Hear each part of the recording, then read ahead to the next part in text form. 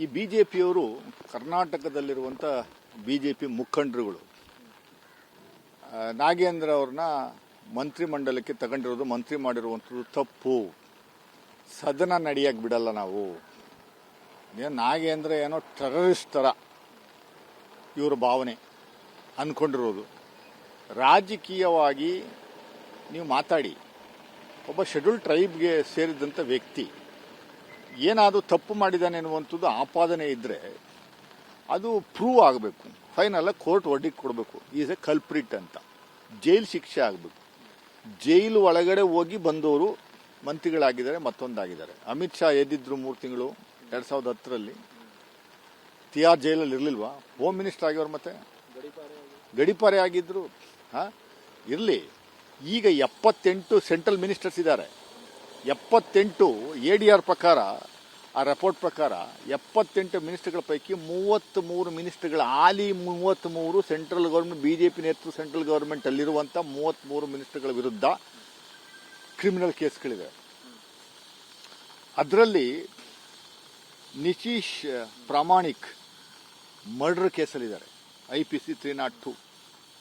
John Barla, V Muralidhara, Pankaj Chaudhary, all these 4 people have got attempt to murder case. 307 ಇದೆ. 5 ministers, Amit Shah, Giriraj Singh, Shobha Karandlaje, Nityananda Rai, Pralhad Joshi have cases related to causing communal disharmony. IPC 153A 295A ಅಡಿನಲ್ಲಿ cases ಇದೆ. 3 ಮಿನಿಸ್ಟರ್ಸ್ಗಳು, cabinet ಮಿನಿಸ್ಟರ್ಸ್ಗಳು ಕೇಂದ್ರದಲ್ಲಿರುವಂಥವ್ರು. ಈ ನಾಗೇಂದ್ರನ ವಿರುದ್ಧ ಏನು section ಇದೆ ಆ ಸೆಕ್ಷನ್ ಇರುವಂಥವರೇ 3 ಮಿನಿಸ್ಟರ್ಸ್ಗಳಿದ್ದಾರೆ, ಸೇಮ್ ಸೆಕ್ಷನ್ಸ್. ಹಂಗಾದ್ರೆ ಅವ್ರಿಗೆ ರಿಸೈನ್ ಮಾಡಿಸಿ, ನಾಗೇಂದ್ರ ರಿಸೈನ್ ಮಾಡಿಸೋ ಜವಾಬ್ದಾರಿ ನಾವು ತಗೋತೀವಿ. 33 ಮಂತ್ರಿಗಳು, ಕಳಂಕ ಹೊತ್ತಿರುವಂಥ ಕೇಂದ್ರ ಸರ್ಕಾರದಲ್ಲಿರುವಂಥ ಕ್ಯಾಬಿನೆಟ್ ಮತ್ತು ಸ್ಟೇಟ್ ಮಿನಿಸ್ಟರ್ಸ್ಗಳಿರೋ ಪೈಕಿ ನನಗೆ ಓದಿದೆ, ಇನ್ಕ್ಲೂಡಿಂಗ್ ಅಮಿತ್ ಶಾ, ಯಾವ got criminal cases. Murder case ಇದೆ 2 ಮೇಲೆ, ಅಟೆಂಪ್ಟ್ ಟು ಮರ್ಡರ್ ಕೇಸ್ ಇದೆ 4 ಜನದ ಮೇಲೆ. ಮರ್ಡರ್ ಕೇಸ್ ಇರುವಂಥವನ್ನೇ ಮಂತ್ರಿ ಮಾಡಿ ನೀವು ಜನಸೇವೆ ಮಾಡುವಂಥದ್ದು ಬಿಟ್ಟಿದ್ದೀರಿ. ಅಂದರೆ BJPಯವರಾದರೆ ಎಕ್ಸಾಮ್ಷನಾ, ಬೇರೆಯವರಾದರೆ ನೀವು ಕಾಂಗ್ರೆಸ್ಸಿಂದ ಮಂತ್ರಿ ಆಗೋದ್ರೆ ತಪ್ಪು ಅನ್ನುವಂಥ ಒಂದು ಹೇಳ್ತಾ ಇದ್ದೀರಿ. ನಾಚಿಕೆ ಆಗಬೇಕು ನಿಮಗೆ. ಯಾರ್ಯಾರು ಹೇಳ್ತಾವ್ರೆ ಅವ್ರಿಗೆಲ್ಲ ನಾಚಿಕೆಗಳಾಗಬೇಕು. ವಿಜೇಂದ್ರ ಮಾತಾಡ್ತಾರೆ. ವಿಜೇಂದ್ರ ಅವರು ಸದ್ಯ ಅವ್ರ ಸರ್ಕಾರ ಇತ್ತು, ಇಲ್ಲ ಜೈಲಿಗೆ ಹೋಗ್ಬೇಕಾಯ್ತು. ಅವ್ರ ತಂದೆ ಸಿಗ್ನೇಚರ್ನ ಫೋರ್ಜರಿ ಮಾಡಿ ಚೆಕ್ ಮೂಲಕ